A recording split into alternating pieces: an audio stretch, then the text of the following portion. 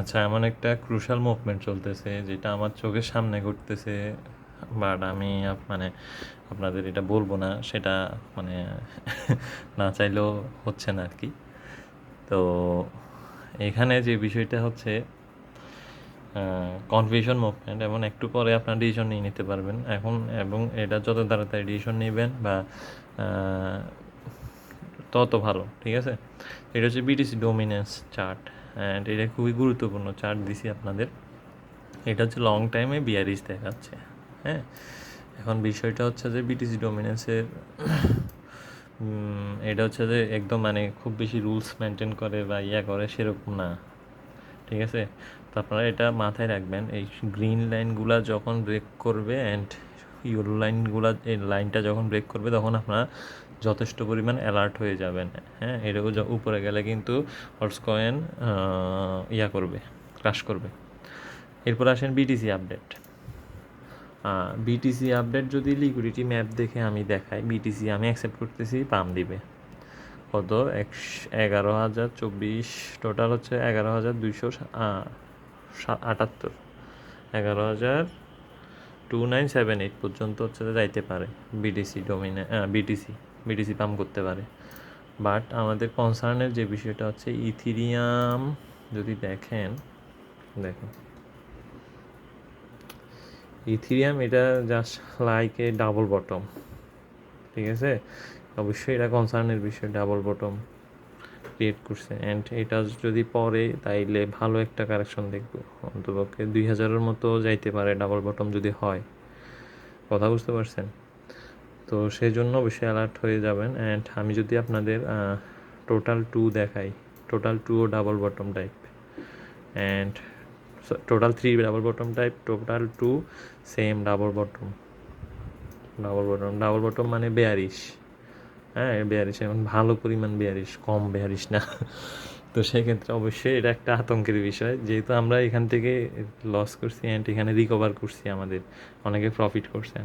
তো সেক্ষেত্রে আমি মনে করি অবশ্যই অ্যালার্ট হয়ে আপনারা সেলের মেন্টালিটি রাখবেন, ঠিক আছে।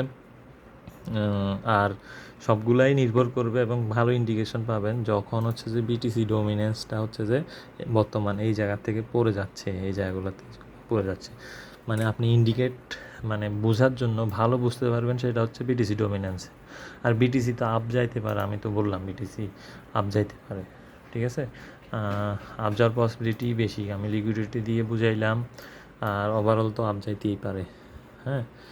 তো বাট বিটিসি দেখেন সামান্য কারেকশন করছে, এখানে অর্সের অবস্থা ফাটাফাটি হয়ে যায়। ইথেরিয়ামের অবস্থা কেমন, যেখানে এই জায়গার থেকে এইখানে এত বড় পাম্প করছে, বাট আপনার মানে অর্সের সেই পরিমাণ তেমন কোনো পাম্পই করে নাই। সেই ক্ষেত্রে বিটিসির উপর নির্ভর করতেছে সামান্য, বাট বিটিসি ডোমিনেন্স অ্যান্ড টিথেরিয়াম এগুলো একটু বেশি ডিপেন্ড করতেছে আর কি বর্তমানে। তো আশা করি বুঝতে পারছেন। তো সবাইকে ধন্যবাদ। অ্যান্ড হচ্ছে যে এন্ট্রি অনেকে হচ্ছে যে অ্যান্ড সেফ অ্যান্ড এক্সিটের জন্য, যেমন আমি কেমনে এই কিছুক্ষণ আগে এসসিআরটা আমি সেল করছি, আমার এসসিআর বাই ছিল, এখানেই বাই করছি মূলত শর্ট টাইমে ট্রেডিংয়ের জন্য, নট ইনভেস্টমেন্ট। অ্যান্ড ভালো উপরে স্পেস আছে দেখে বাই করছি, এখানে নাম করছে অ্যান্ড এখানে সেল করছি, আমার কাছে ক্রুশিয়াল মনে হয়েছে অ্যান্ড সেজন্য সেল করছি, ঠিক আছে। এখন অনেকে যারা হচ্ছে যে সেল করতে যাচ্ছেন, আই থিঙ্ক স্টপ লস দিয়ে সেল করা হচ্ছে যে বেটার হবে, ঠিক আছে। স্টপ লস দিয়ে সেল করলে আপনার সেটা ইয়া হয় আর কি, রিস্ক কম থাকে, ঠিক আছে। স্টপ লসটা যেমন আমি একটা উদাহরণ দেখাই, এসআই আমি এন্ট্রি নিয়েছিলাম কিছুক্ষণ আগে, এখানে আমি কিন্তু বাই করছি, আবার সেলও করতেছি, আবার বাইও করছি কিছু কিছু জায়গায়।